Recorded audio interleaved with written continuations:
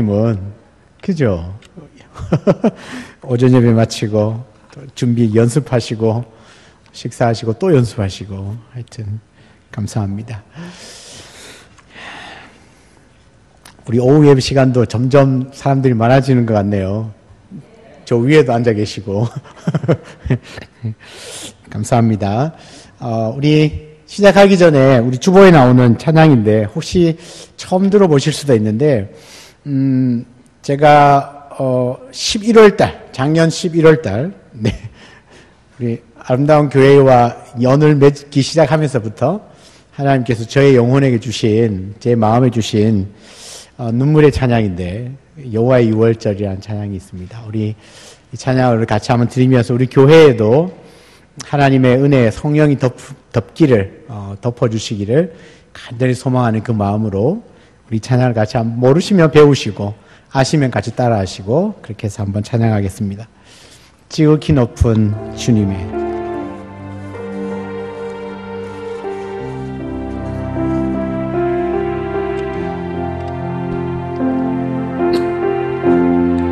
지극히 높은 주님의 낮이 성소로 들어갑니다. 세상의 신을 벗고서 주보좌 앞에 엎드리니 내 주를 향한 사랑과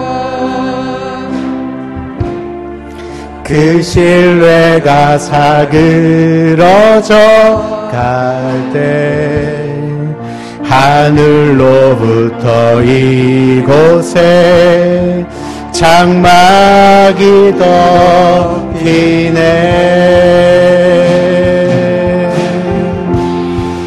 이곳을 덮소서. 이곳을 비추소서. 내 안에 무너졌던 모든 소망 다 회복하리니. 아멘. 이곳을 지나소서. 이곳을 만지소서. 내 안에 죽어가는 모든 예배 다 살아나리라. 우리 다시 한번 고백합니다. 지극히 높은 주님의 지극히 높은 주님의 낮이 성소로 들어갑니다. 세상의 신을 벗고서 주보좌 앞에 엎드리니 내 주를 향한 사랑과 그 신뢰가 사그러져 갈 때 하늘로부터 이곳에 장막이 덮이네. 주님 이곳을 덮으소서. 이곳을 덮으소서. 이곳을 비추소서. 내 안에 무너졌던 모든 소망 다 회복하리니. 아멘 아멘. 이곳을 지나소서. 이곳을 만지소서. 아멘. 내 안에 죽어가는 모든 예배 다 살아나리. 이곳을 덮으소서. 이곳을 덮으소서. 이곳을 비추소서. 이곳을 비추소서.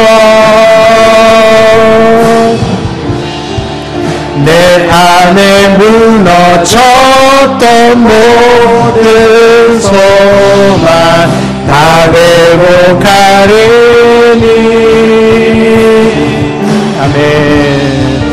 이곳을 지나소서. 아멘.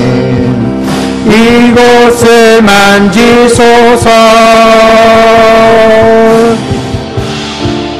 내 안에 죽어가는 모든 예배 다 살아나리라. 아멘.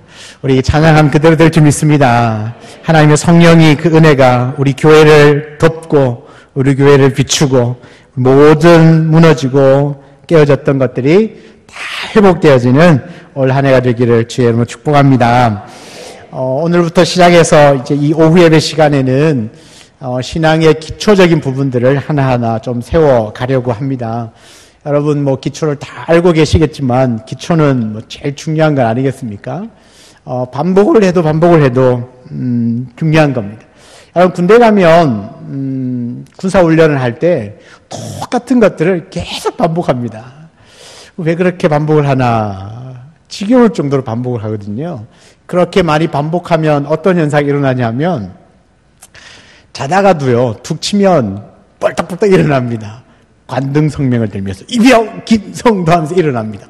정말 지나가면서 세미한 소리로 말하는데도 뻘떡 일어납니다. 남자분들은 다 아시죠? 그게 왜 그러냐면 아주 오래된 반복. 총 같은 것도요. 총을 분해하고 조립하는 것도 계속 무한 반복하거든요. 그렇게 하다 보면 나중에 눈 감고도 조립하고 해체하고 조립합니다. 어떤 상황이 벌어질지 모르는 가운데 가장 힘을 발휘하는 건 기본입니다. 기본에 충실하면 아무리 어렵고 힘든 것이 있어도 거뜬하게 이겨냅니다. 그런데 기본이 제대로 서 있지 않으면 웬만한 일, 조금만한 유혹이 오면 진짜 그런가 이렇게 넘어가죠. 진짜 그런가. 이단이 신천지가 와서 얘기를 하면 귀가 혹 해가지고 그래서 미혹되고 또 옆에 하나님의 교회가 와서 이러니까 와 멋지네 하면서 또 혹하고 이게 기초가 제대로 안 되어 있으면 너무너무 좋아 보이는데요. 실제로 다 아시는 것처럼 보이지만 이야기해보라 하면 잘 못하는 경우가 많아요. 그건 이제 우리의 기본이 아직 제대로 정립이 안 돼 있는 부분들이 있거든요. 그래서 주일 이 오후 예배 시간에는 오늘 보시다시피 1번 돼 있죠. 그 말은 곧 다음 주는 2번이 나온다는 이야기죠. 그래서 주제를 가지고 행복한 삶의 길이라는 큰 주제를 가지고요. 그 중에서 오늘은 첫 번째 구원의 길에 대한 이야기를 함께 나누고 싶습니다. 그래서 연초에 우리의 신앙의 기초를 아주 튼튼하게 다지고 그렇게 한 해를 시작하면 좋겠습니다. 그런 의미로 함께 말씀을 나누고 싶습니다. 여러분, 우리 모든 사람들의 인간의 가장 근본적인 문제가 뭐냐 하면 사람은 누구나 죽는다는 것입니다. 죽음은 아무도 피해갈 수 없다는 거죠. 그러나 이 죽음은 또 끝이 아니라고 그럽니다. 반드시 심판이 있다고 말하네요. 자, 죽음의 문제가 모든 인간들이 안고 있는 문제인데 이 죽음은 피할 수 있는 사람들도 없어요. 그런데 그 죽음이 또 끝도 아니래요. 죽음 이후에는 심판이 있다. 그렇게 이야기합니다. 모든 사람이 당하는 죽음, 그런데 이 죽음은 아무도 피할 수 없고 죽는데 끝이 아니에요. 심판이 있어요. 그래서 우리에게 들어오는 문제가 뭐냐면 이제 영생의 문제, 우리의 구원의 문제 앞에 직면을 하게 됩니다. 다시 말하면 왜 예수를 믿어야 하는지가 바로 이 문제 앞에 서면 분명해진다는 것이죠. 나도 죽네? 그러면 이 죽음을 나도 피할 수 없겠네? 그럼 죽음의 끝이 아니고 심판이 있을 텐데 그럼 나는 어떡하지? 라는 질문 앞에서 찾을 수 있는 답은 뭐겠습니까? 그래서 예수를 믿어야 하는구나 라고 하는 답에 도달하게 된다는 겁니다. 영생의 문제를 해결하는 것보다 더 시급한 문제는 없습니다.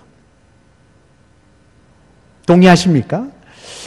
내가 죽고 사는 문제, 그러니까 이 육체 덩어리 말고요, 내 육신 말고요, 내 영혼의 죽고 사는 문제보다 더 시급한 문제는 없습니다. 어떤 분이, 연세가 많은 분이 이제 좀 많이 쇠약해 주셔서 신방을 갔더니 이런 이야기를 합니다. 목사님, 저는 이제 나이가 많아서 지금 이 나이에 무슨 예수를 믿습니까? 그러더라고요. 죽을 날이 가까웠는데 무슨 예수를 믿습니까? 그러시더라고요. 예수 안 믿으시는 분이었거든요. 그래서 제가 무슨 이야기를 하시냐고. 지금 진짜 예수가 필요한 시점이라고.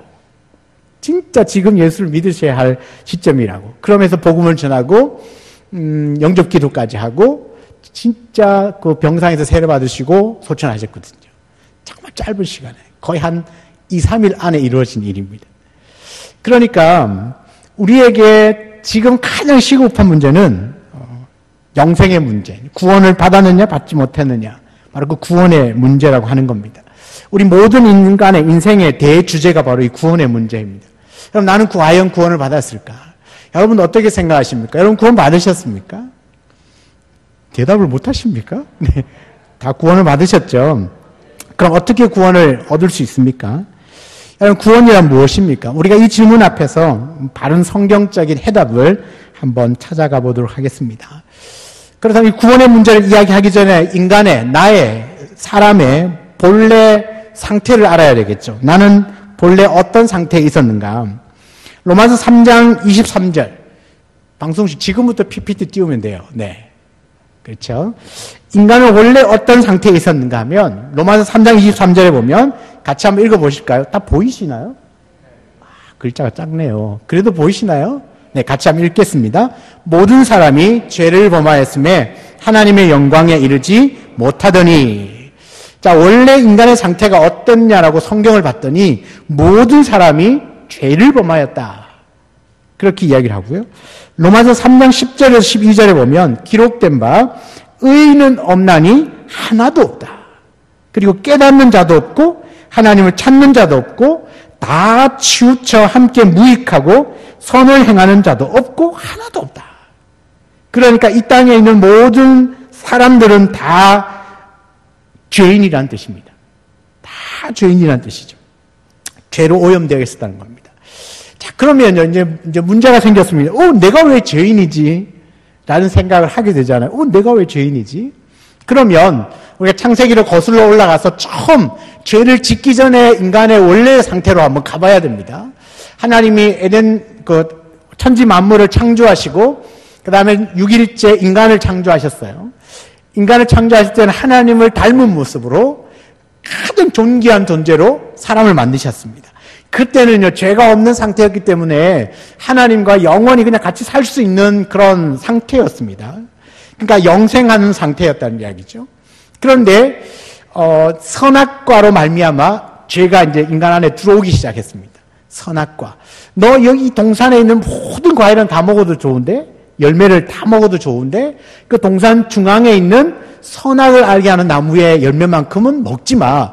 그것을 먹으면 너는 반드시 죽을 거야. 그 선악과 나무 하나 딱 심어놨습니다. 그런데 아담과 하와, 물론 뱀이 유혹을 했지만 아담과 하와가 바로 그 선악을 알게 하는 선악과를 따먹어버렸습니다. 자, 하나님이 먹으면 죽는다. 반드시 죽는다. 그랬는데 그것을 먹었으니까 어떻게 됐을까요? 이제부터 죽겠죠. 반드시 죽는다 했으니까 먹었으니까 죽겠죠. 이거 당연한 결과입니다.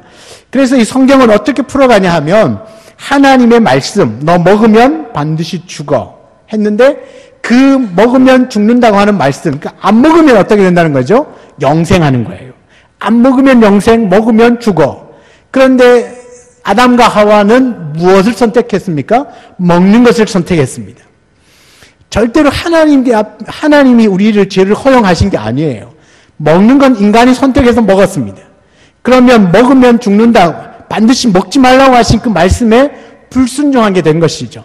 그래서 그 불순종이 죄가 되어서 이제 인간 안으로 들어오기 시작했습니다. 그래서 아담과 하와 이후에 오고 오는 모든 사람들은 그 다 죄의 유전을 갖고 태어나게 되었어요. 이걸 가지고 죄의 유전이라 합니다. 그러니까 갓 태어난 어린 아이도 죄인인 겁니다. 우리가 죄는 두 가지가 있는 건 아시죠? 하나는 원죄가 있고 하나는 자범죄가 있습니다.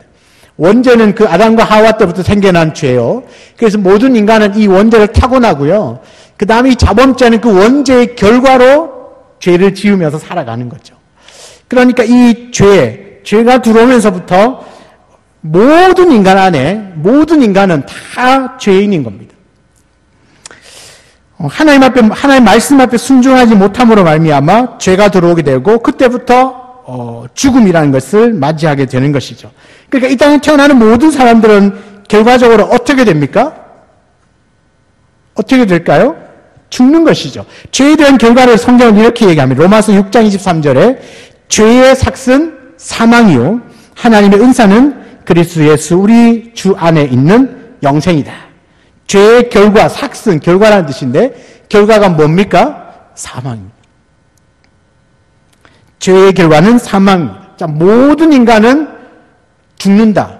고로 모든 인간은 죄인이다. 맞습니까? 이 땅에 있는 사람 중에 안 죽을 자신 있는 사람 손 한번 들어보십시오. 나는 영생할 수 있다. 신천지에 이만희 씨가 영생한다던데 나는 죽지 않고 영원히 살 수 있다. 있으면 그분은 하나님이십니다. 진짜 이만희가 안 죽으면 그분이 하나님일 수 있어요. 그런데 그도 인간이기 때문에 저는 예언하건대 반드시 죽습니다. 저 연초니까 제가 예언합니다. 그도 죽습니다. 네. 그 말은 곧 그도 죄인이란 뜻입니다. 모든 사람이 죽는다는 건 곧 죽음이 죄의 결과이기 때문에 모든 사람이 죄인이란 뜻입니다.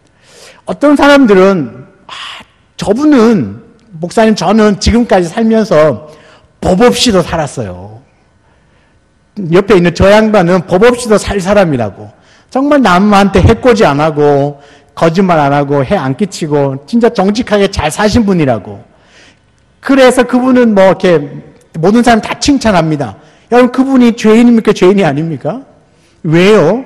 그분도 죽을 거니까. 안 죽는다면 뭐 그분이 하나님이시겠죠. 그러나 죽는다는 건 곧 아무리 의롭게 선하게 아름답게 포장이 되어 있어도 그 죄인임은 반드시 드러나게 되어 있습니다. 언제 드러납니까? 인생의 끝에 드러납니다. 모든 사람이 다 죽는다는 그것 때문에 모든 사람이 다 죄인인 것이죠.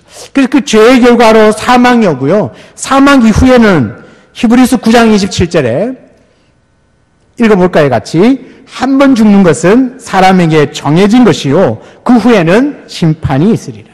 한 번 죽는 것은 사람에게 정해져 있대요. 그러니까 피할 수 없다는 이야기죠. 그러나 그것이 죽음이 끝이 아니라 그 이후에는 뭐가 있습니까? 심판이 있습니다. 여러분, 이 죄의 문제가 해결되지 않는 상태로, 않는 그 모든 인간은요, 심판을 받아서 사망에 이르게 되어 있어요. 그러니까 자신 안에 있는 죄의 문제가 해결되어지지 않으면 죽고 심판을 받게 되어 있다는 이야기입니다. 죽고 심판을 받게 되어 있다. 그런데 또 하나의 문제가 생겼는데 뭐냐면 우리 인간 스스로는 나의 이 죄의 문제를 해결할 방법이 없다는 겁니다. 나는 내가 갖고 있는 이 죄의 문제를 해결할 힘이 없다는 거죠. 능력이 없다는 이야기입니다. 그래서 때로는 어떤 사람들은요, 이 자기 안에 있는 이 죄의 문제를 한번 해결해 보려고 참으로 선하게 살아가는 사람도 있습니다. 선행을 하면 될까 싶어서 열심히 착한 일을 하고 또 뭐 한때 되게 유명했던 그 스님 한 분은 20년 동안이나 눕지 않고 주무셨다는 그런 이야기도 있어요. 아주 유명한 스님이신데 20년 동안이나 눕지 않고 앉아서 주무셨다는, 그렇게 해서 고행을 통하여서 자신 안에 있는 죄의 문제를 한번 해결해 보려고 애를 썼다는 거죠. 그렇다고 그분이 그 죄의 문제를 해결할 수 있을까요? 모든 사람이 죄인인데 그 죄의 결과로 죽고 심판을 받는데 정말 우리 앞에 놓여 있는 문제 큰 일이 뭐냐면 누구라도 그 안에 있는 자신의 죄를 해결할 방법이 없다는 겁니다. 스스로는 그 문제를 해결할 수 없다는 거죠. 여러분, 그래서 고등 종교들이 생겨났어요. 종교들이. 기독교, 불교, 이슬람교, 힌두교, 이런 세계의 거대 4대 종교들, 우리 보통 이제 고등 종교라고 하는데요. 이런 모든 종교들이 하더라도 이 죽음의 문제 앞에 직면했을 때 어느 종교도 시원하게 답을 주는 종교는 없었습니다. 저는 이 종교에 참 관심이 많아서 이슬람, 힌두교, 천주교, 불교 등등을 아주 연구를 많이 했습니다. 자, 공부를 하다 보니까 한 가지 결론에 딱 도달한 건 뭐냐면, 다른 건 다 좋아요. 우리 인생을 어떻게 하면 가치 있게 살까, 복되게 살까, 뭐 등등 이야기를 다 할 수 있는데, 단 하나의 질문 앞에서는 다 회피하고 있었습니다. 그게 뭐냐면, 인간이 어디로부터 와서 무엇을 하고 살고 어디를 갈 것인가. 어디에서부터 왔는가는 어느 정도 이야기를 해요. 그리고 어떻게 살까는 뭐 각 종교마다 다양하게 이야기를 합니다. 그런데 어디로 가느냐? 모든 종교는 다 어디로 간다. 그러니까 내세는 다 인정합니다. 자, 죽음이 끝이 아니라는 건 모두가 다 인정하는 종교에서는 인정을 하더라고요. 불교도 그래서 극락이 있고, 이슬람도 뭐 천국이 있죠. 이슬람도요, 왜 이렇게 폭탄을 들고 이렇게 뛰어드는지 아십니까? 내가 이 알라 신을 위하여서 이렇게 희생을 하면 그 천국에 가면 4명의 여인을 거느릴 수 있답니다. 그런 영광을 준답니다. 그래서 폭탄을 안고 이렇게 테러를 하는 겁니다. 그러니까 그들 나름대로는 어떤 논리를 가지고 천국을 바라보면서 사는 거죠. 그러니까 이 땅에서 힘들게 살아도 폭탄 하나 들고 뛰어들면 천국에서는 기가 막힌 인생을 사는 거죠. 그런 것들 있기 때문에 내 자신의 생명을 던져요. 그 말은 건 뭐죠? 그들은 내세를 바라보고 산다는 이야기죠. 힌두교도 마찬가지예요. 돌고 돌기 때문에 다음 생애에 제대로 환생하기 위하여 이 땅에서 제대로 한번 살아보려고 뭐 애를 씁니다. 대부분의 종교들은 내세를 다 인정은 하지만 그 다음 그 내세에서 어떻게 그 다음 생애를 보장해 줄 건가에 대한 이야기는 어디에도 제대로 해주는 데가 없습니다. 제가 한 가지 예를 한번 들어볼까요? 불교에서는 어떻게 하면 극락에 갈 수 있는지 아십니까?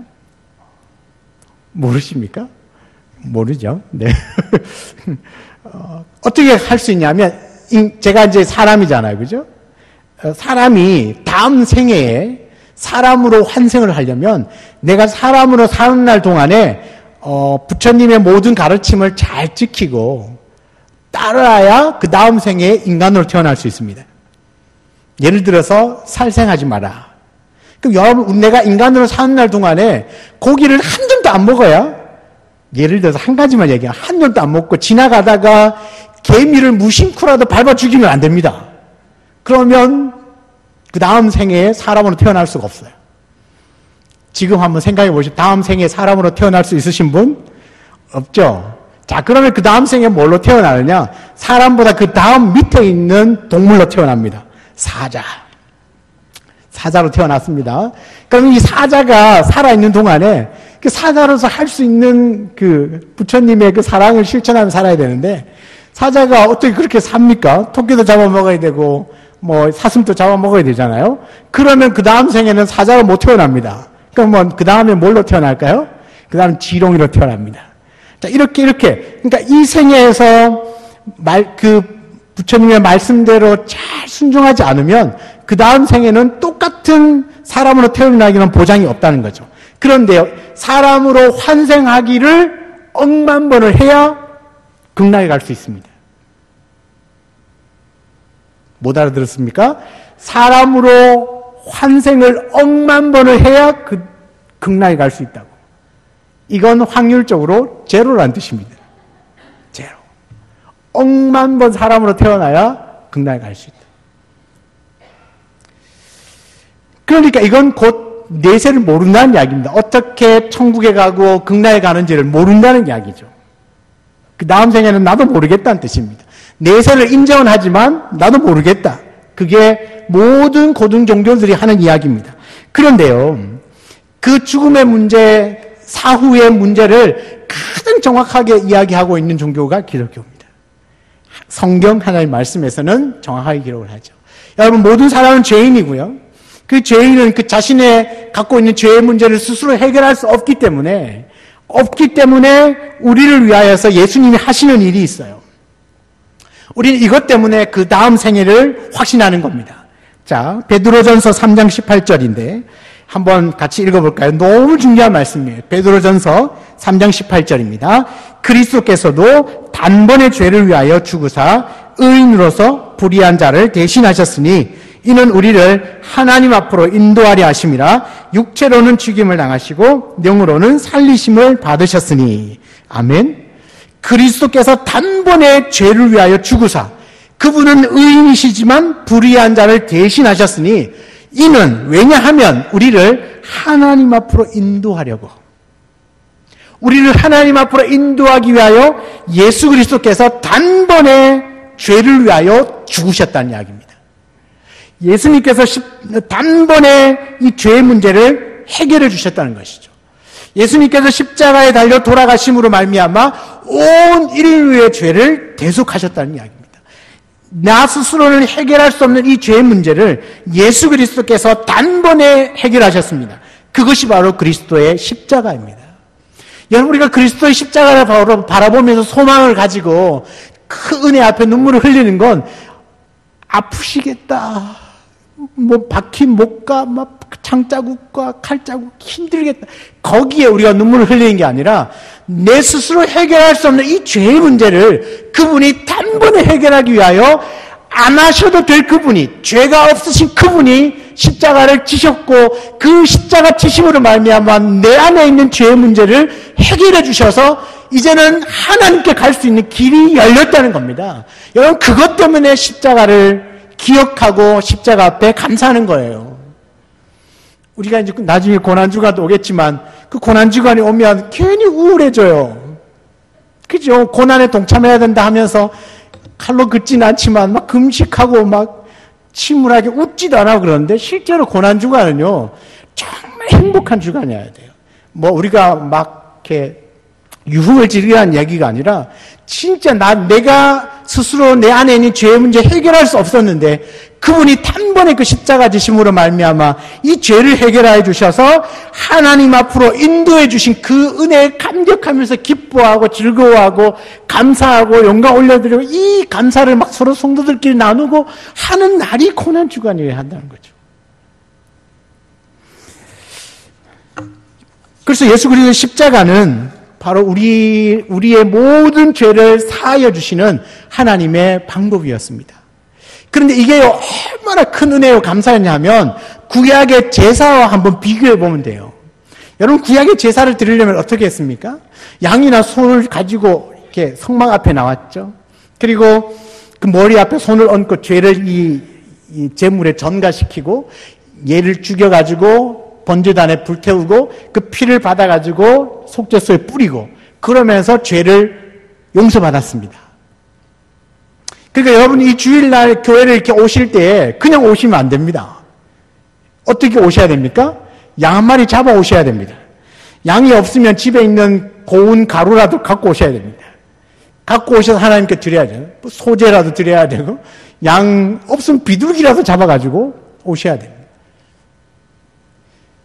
그런데 그 제사도 너무나 불완전하다는 이야기입니다. 예를 들어서 제사를 드리는 그러니까 성막에서 일하는 제사장조차도 온전하게 자기의 죄를 다 이렇게 씻을 수가 없거든요. 우리가 하나님 앞에서 이렇게 속죄한다고 제사를 드리지만 내가 알고 모르고 막 지은 그 죄들을 완벽하게 다 씻고 하나님 앞에 나올 수가 없다는 얘기예요. 그러니까 그렇게 소를 잡고 양을 잡고 비둘기를 잡고 뭐 곡식을 가지고 하나님 앞에 나와서 제사를 드리지만 여전히 불완전한 제사가 구약의 제사였습니다. 그런데 이 예수 그리스도의 십자가는요, 이 모든 것들을 한 방에 다 해결해 주셨어요. 더 이상 제물이 필요 없어졌어요. 여러분, 레위기 1장부터 나오는 제사법들이 쭉 나오잖아요. 뭐 번제, 소제, 화목제, 속죄, 속건제, 이런 제사에는 모든 제사에는 제물이 다 포함되어졌는데 예수님의 십자가에 죽으심은 예수님은 스스로가 번제물이 되셨고 화목제물이 되셨고 속건제물이 되셨고 속죄제물이 되셨고 소제제물이 되셨다는 거죠. 그것도 영원한 제물이 되셨어요. 그래서 그분의 그 십자가의 죽으심은 구약에 있는 모든 제사를 완벽하게 해결해 주신, 완벽하게 더 이상 조금의 그 불완전함도 없이 완전한 제사로 드려질 수 있도록 주님은 자기의 목숨을 그 십자가에 내어놓으셨다는 이야기입니다. 우리의 죄의 문제를 해결하기 위하여 들이신 그 십자가의 제사가 우리의 모든 죄로부터 구원하여 줄 뿐만 아니라 그 죄로 말미암아 오고는 죽음의 문제, 그 의의 심판의 문제까지도 다 해결하여 주셨다는 얘기죠. 요한복음 5장 24절에 내가 진실로 진실로 너희에게 이르노니 내 말을 듣고 또 나 보내신 이를 믿는 자는 영생을 얻었고 심판에 이르지 아니하나니 사망에서 생명으로 옮겼느니라. 그렇게 얘기를 해요. 영생을 얻었고 이 사망에서 생명으로, 심판을 받지 않고 사망에서 생명으로 옮겼다라고 예수님이 아주 힘주어서 말하고 있다는 이야기죠. 여러분 어떻습니까? 내 스스로 해결할 수 없는 그 죄의 문제를 해결하기 위하여 하나님이신 그 주님이 십자가에서 죽으심으로 우리를 다 하나님과 곁으로 인도해 가셨다는 이야기입니다. 구약의 모든 제사로도 완전한 제사를 드릴 수 없고 완전히 우리의 죄를 해결할 수 없었지만 예수 그리스도의 십자가로 말미암아 우리의 모든 죄가 완전히 씻음 받을 수 있는 정말 우리에게 산 길을 열어주셨다는 겁니다. 그것이 바로 그리스도의 십자가입니다. 그것도 단번에 모든 것들을 다 완성해 주셨습니다. 그러면 이렇게 우리 주님께서 우리를 위하여 베푸신 이 구원의 길을 얻기 위하여, 우리가 구원을 얻기 위하여서 그럼 나는 그럼 어떻게 해야 하는가? 에베소서 2장 8절 9절 오늘 읽었던 본문 말씀인데요.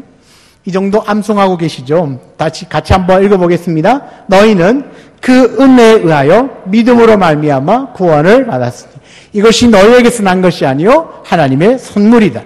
행위에서 난 것이 아니니 이는 누구든지 자랑하지 못하게 함이라.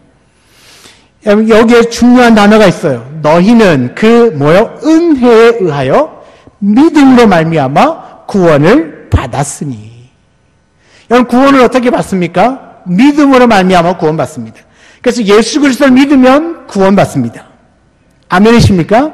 예수 그리스도를 믿으면 구원을 받습니다. 이건 우리 어릴 때부터 배워왔던 이야기입니다. 그래서 예수 믿으라 합니다. 예수를 믿으면 구원을 받습니다. 이건 너무나 정확한 대답입니다. 그런데 이제 여러분 정도쯤 되면 거기에서 좀 수준 높은 대답을 해야 됩니다.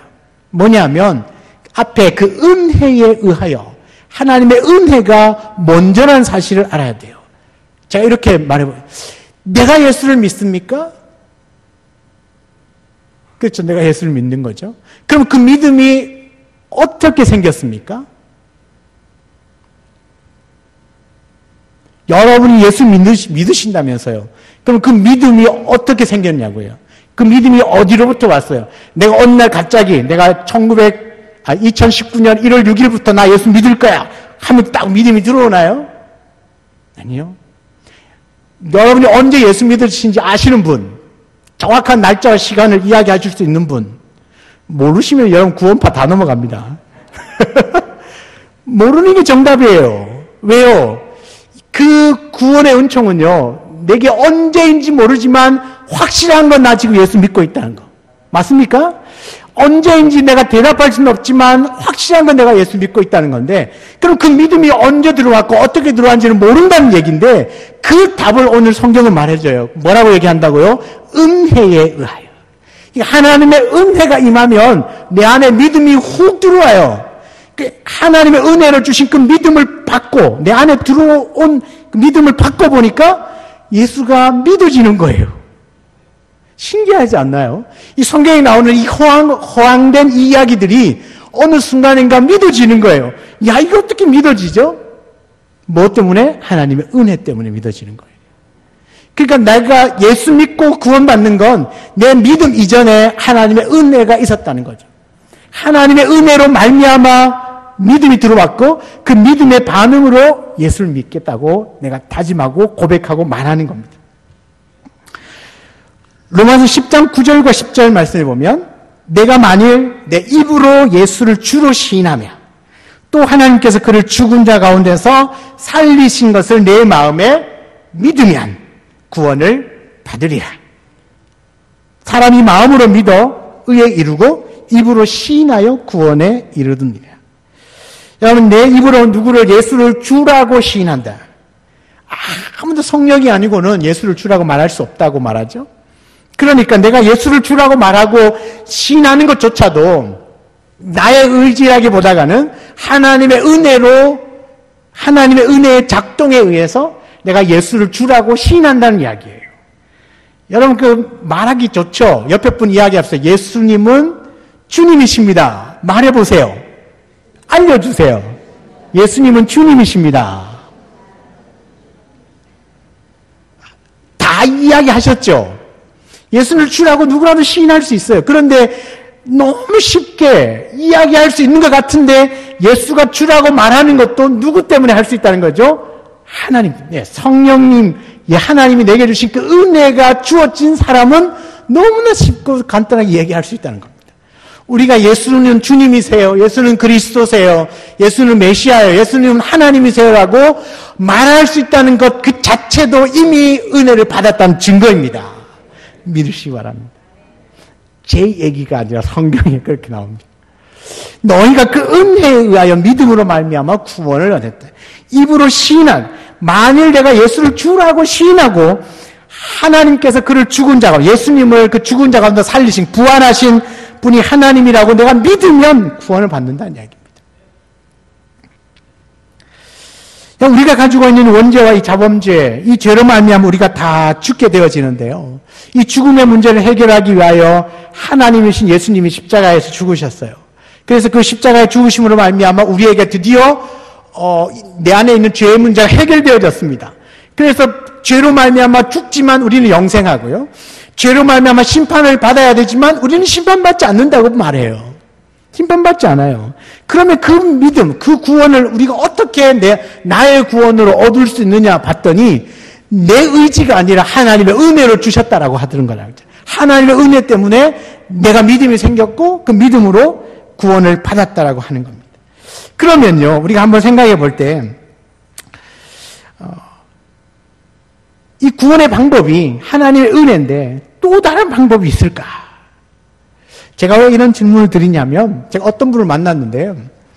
예수만 믿으면 구원받아요. 이랬더니 하시는 이야기가, 아이고, 목사님, 무슨, 예수 믿으면 구원받는 건 뭐 맞는데, 그래도 뭐 조금은 착하게 살아야 안 됩니까? 선하게 살아야 안 됩니까? 뭐 남도 좀 도와주고 살아야 안 되겠습니까? 그래서, 아니, 뭐 그렇게 사시면 좋겠는데요. 그래도 구원받기 위해서는 예수만 믿으시면 됩니다. 아휴, 그래도 그렇지. 뭐 벼룩도 낯짝이 있지, 뭐 이런 이야기 있잖아요. 그래도 뭐 착한 일 누가 도와주고 살아야 되지 않겠냐고 그렇게 물어보시더라고요. 그래서 이거 믿으면서도 뭔가가 더 필요한 것처럼 느껴져요.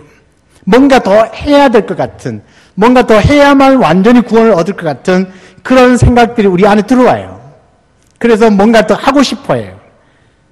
그래서 예수를 믿긴 믿고 그 이외에 또 다른 뭔가를 이렇게 열심히 해나가요. 왜? 이렇게 해야만 구원받아도 뭔가 좀 떳떳할 것 같은데, 우리가 하는 그 모든 게요, 차라리 안 하고 있는 게 하나님 도와주는 것일지 모릅니다. 우리가 하는 그 모든 게 그냥 하는 순간 죄를 짓는 것일 수도 있어요. 그래서 그냥 안 하고 가만히 있다가 가는 게 제일 아마 깨끗하게 사는 것일진데, 또 그렇게 살지는 못하잖아요. 그래서 우리 안에 있는 그 생각들을 먼저 정리를 해야 돼요. 그래서 천주교회는요, 칠성사라고 해서 7가지 구원의 방편을 이야기를 합니다. 예수 믿는 거 이외에 7가지 구원의 방편을 이야기를 해요. 그리고 요즘에 이제 종교 다원주의라고 해가지고 모든 종교들이 다 똑같다 이야기를 하죠. 그래서 이것도 믿어도 되고 저것도 믿어도 되고 불교 가도 되고 이슬람 가도 되고 힌두교 가도 되고 어떤 것들 믿든지 관계없다. 결국은 다 구원받는다. 그렇게 요즘 막 종교다원주의가 막 성행하고 있잖아요. 그게 다 어떤 원리에서 나오냐면 예수만 믿어서 되겠나? 예수만 믿어서 되겠나? 여러분 어떻게 생각하십니까? 예수만 믿으면 됩니까? 자신 있게 좀 대답하세요. 예수만 믿으면 됩니까? 네, 예수로 충분합니다. 예수만 믿으면 우리가요, 잘 살면 얼마나 잘 살고요, 선한 일 많이 하면 얼마나 많이 할 수 있어요. 선한 일을 한다고 하지만 혹시 그 선한 일을 하면서 또 다른 누군가에 상처 안 줍니까? 그러니까 내가 하는 일이 완벽하게 선이요 아름다움은 없는 것 같아요. 왜? 우리가 근본 죄인이기 때문에 내가 행하는 그 행동, 삶 자체가 죄가 이렇게 묻어날 수밖에 없는 그런 상황 가운데 있어요. 그러니까 그것 이렇게 따지지 말고 주님이 그냥 예수 그리스도 그냥 십자가에서 완성해 주신 그 주님, 은혜로 주신 그 구원을 받고 그냥 감격하면 돼요. 그렇다고 착한 일 하지 말라는 얘기가 아니에요. 그러면 어떠냐? 내게 주신, 그러니까 나에게는 이 죄를 해결할 수 있는 길이 없었는데 진짜 하나님 내게 은혜를 부어주셔서 예수 믿게 해주셨으니까 얼마나 감사합니까? 그 감사로 누군가를 섬기는 거예요. 너무 감사하니까 누군가를 사랑하는 거고요. 나를 은혜로 그냥 공짜로 선물로 주신 것이 너무너무 감사해서 그 감격하는 마음으로 예배를 드리고 충성하고 헌신하는 거죠. 내가 예배를 주일 성수하면 구원받는데 좀 도움이 될 것 같다. No. 주일 성수하고 11조 잘하면 구원받는데 도움 될 것 같습니까? 안 됩니다. 우리가 왜 주일 성수를 하고 하나님 앞에 정직한 11조와 감사의 예물을 드립니까? 거저 주신 그 구원의 은혜가 너무 감사해서 다른 걸로는 내가 표시할 수가 없어서 지금 가만히 놔두면 나도 심판받고 죽고 심판받아 지옥 가야 하는데 그런 영혼을 하나님이 그냥 은혜로 날 뭘 보시고 나에게 이 구원을 주셨는지 그냥 아무 조건 없이 그렇게 구원해 주신 하나님께 너무 감사해서 표현할 길이 없어서 내가 할 수 있는 그 표현의 방법으로 예배드리고 그렇게 내 안에 있는 물질 하나님께 드리고 헌신하고 충성하는 겁니다. 그건 많이 한다고 앞줄에 서는 거 아니란 얘기예요. 천국문에 들어가는 그 앞줄에 서는 게 아니라는 얘기입니다.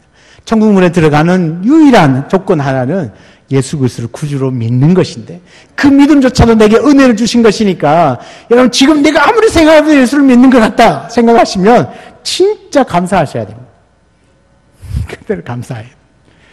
내가 죄인인 것이 정말 얼마나 큰 죄인인가가 깊이 깨달아지면 깨달아질수록 더 많이 감사하게 되어 있습니다. 그래서 우리가 예수가 필요한 사람들은 내가 죄인임이 깨달아지는 사람인 줄 믿습니다. 그래서 내가 죄인임이 깨달아지면 그 죄를 안고 모든 죄를 다 사하여 주신 하나님 앞에 감사할 수밖에 없는 것이죠. 그래서 평생 감사해야 돼요. 평생 감사해야 되고 평생 하나님께 영광 올려드려야 되는 존재가 바로 우리들입니다.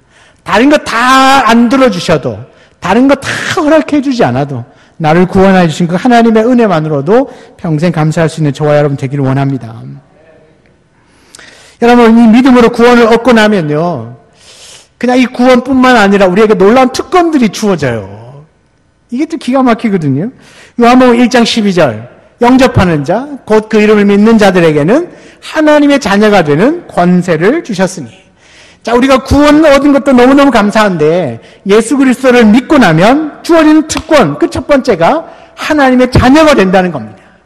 신분이 바뀌었어요. 옛날에는 누구누구의 아들이었는데 이제는 하나님의 아들, 딸이 되었다는 겁니다. 예수 믿고 나면 구원을 끝나는 줄 알았는데 우리의 신분이 영적인 신분이 바뀌더라는 겁니다. 옛날에는 마귀의 자녀였는데 이제는 하나님의 자녀로 바뀌었다는 겁니다. 이런 분이 계세요. 내가 이제 하나님의 자녀로 신분이 바뀌었는데 여전히 이렇게 마귀가 나한테 감기 걸리게 하고 막 걸어가다가 넘어지게 만들고 막 배 아프게 만들고 우리가 하나님의 자녀면 누가 나를 지켜주실까요? 누가 지켜주시죠? 아니 우리 아버지가 지켜주실 거 아니에요. 우리 아이 저 3명 있지만 저 아이를 누가 지켜주면 내가 지켜주잖아요. 왜 나는 아버지니까. 제가 뛰어내리는 거 받친다고 그랬잖아요. 누가 지켜주죠? 아버지가 지켜주거든요. 우리가 하나님의 자녀면 누가 나를 지켜주시죠?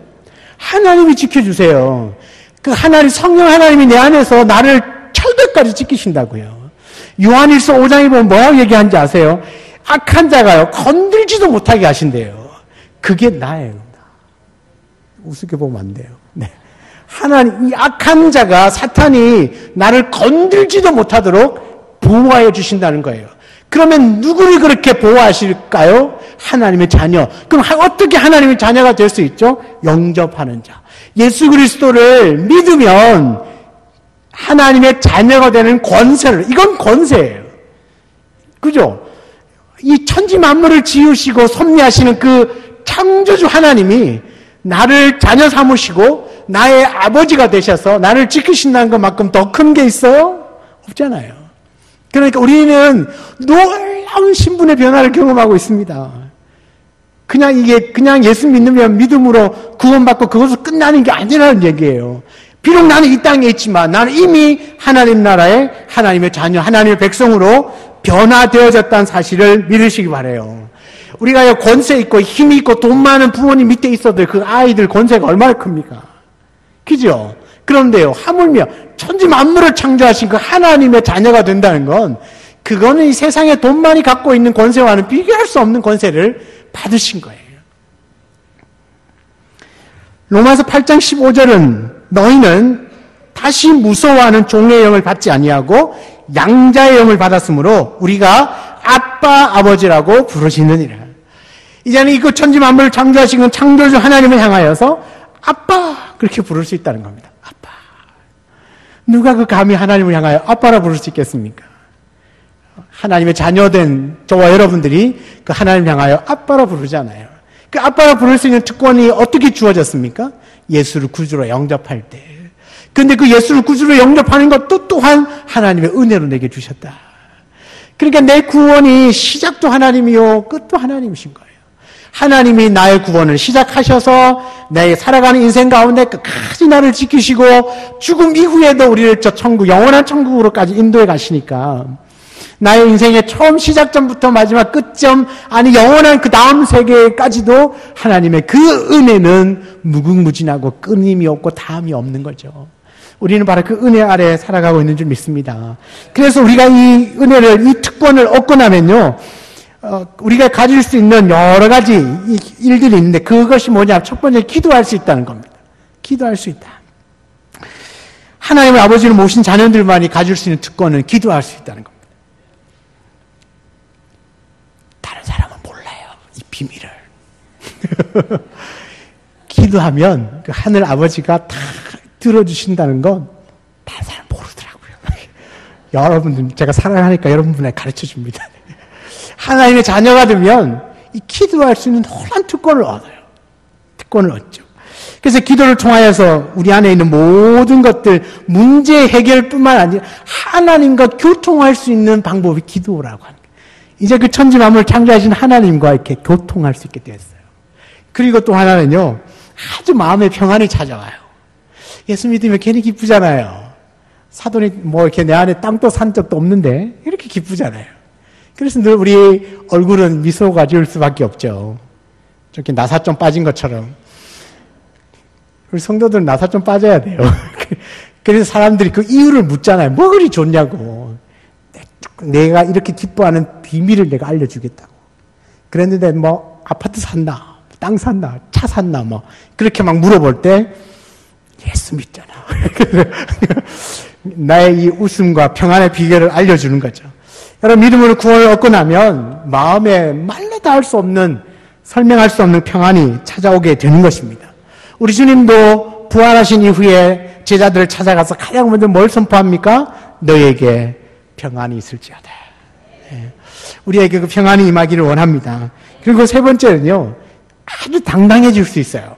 이게 뭐냐 하면, 여러분, 내가 하나님 자녀로 살지만 죄를 안 짓고 살 수 있나요? 우리 안에 있는 이 죄성 때문에 참 이게 지지리도 그 죄를 끊고 못 살더라고요. 회개했다가 나가면서 또 죄 짓고, 예배를 드리면서 은혜 받았다가 주차장에 가면서 또 한방 싸워가지고 은혜를 버리고, 또 차 타고 집에 가는 중에 은혜 다 썼고, 그러니까 도대체 예배 시간에 어떤 은혜를 받았는지 모르지만 은혜를 받고 가는 중에 막 하루해를 안 넘기고 막 쏟아버릴 때가 많더라고요. 그러면요, 내가 지금 그 죄 때문에 부끄러워서 하나님께 못 나와야 되는데 또 나오더라고. 이 당당함.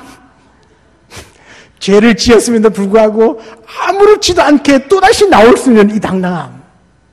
여러분, 그건요, 우리 안에 있는 믿음 때문에 그래요. 어떤 믿음이죠? 우리 아버지는 나의 그런 연약함, 죄인됨에도 불구하고 나오기만 하면 다시 안아주시고 다시 용서하시고 다시 싸매어주신 하나님이시다. 거기에 대한 확신이 없으면 아버지께 못 나와요. 우리가 저 아이들이 막 하다가 막 야단 맞았어요. 자기가 잘못한 게 깨달아졌어요. 그런데 용서해 주신 아버지에 대한, 어머니에 대한 믿음이 없으면 집 밖에 나가야죠. 그 집에서 같이 못 살잖아요. 그런데 언제 그랬냐는 듯이 또 와서 안기고 또 막 뛰고 그러거든. 그건 뭐예요? 우리 아버지, 어머니는 내가 이렇게 잘못했어도 여전히 사랑하고 여전히 나를 품어줄 것이고 이해해 줄 거라는 뭐가 있어요? 믿음이 있는 거죠. 그래서 당당함이 생기는 겁니다. 그래서 내가 비록 죄를 조금 지을 수는 있지만 그럼에도 불구하고 하나님 앞에서만큼은 당당하게 그분께 나아가서 또 잘못했다고 얘기하면 되잖아요. 그리고 또 죄 지으면 어떻게 할래요? 또 나와서 또 잘못했다 하면 되잖아요. 그러니까 또 죄 지으면요, 또 나와서 잘못했다 하면 되잖아요. 잘못했다고 안 하는 게 문제지, 나와서 잘못했다 하면 되거든요. 하나님은 넉넉하신 분이시니까. 넉넉하신 분이시니까. 우리가 하나님의 자녀됨의 특권을 좀 누렸으면 좋겠습니다. 그러니까 하나님의 자녀로서, 우리가 하나님을 아빠라고 부르는 기가 막힌 존재가 되었는데, 이제는 그 귀한 그 존재론적으로 완전히 변화되어진 그 신분을 가지고 진짜 좀 누리면 좋겠습니다. 그 누릴 수 있는 비결이 기도하는 것이고, 내 안에 평강을 누리는 것이고, 비록 죄인임에도 불구하고, 죄를 지음에도 불구하고 또 당당하게 하나님 앞에 나와서 그렇게 또 용서를 구하고 또 주 안에서 기뻐할 수 있는 그런 삶의 모습들이 우리 안에 충만하기를 주의 이름으로 축복합니다. 여러분, 이렇게 사는 그 삶이 행복한 삶 아니겠습니까? 우리가 행복한 삶으로 인도하는 건 분명한 건 이 구원의 확신을 가지는 겁니다. 나를 구원의 길로 이끄시는 그 하나님의 은혜를 붙드시면 나의 삶 가운데 다 살아날 것입니다. 모든 것들이 회복되어질 것이고 하나님의 자녀됨의 그 당당한 그 위풍당당한 권세를 가지고 이 땅에서 어디에 있든지 승리하며 사는 저와 여러분이 될 줄 믿습니다. 우리 시작할 때 불렀던 그 찬양을 같이 한번 다시 부르시면서 우리 기도함으로 마무리하겠습니다. 지극히 높은 주님의 그 지성소 앞으로 나아가기를 원합니다.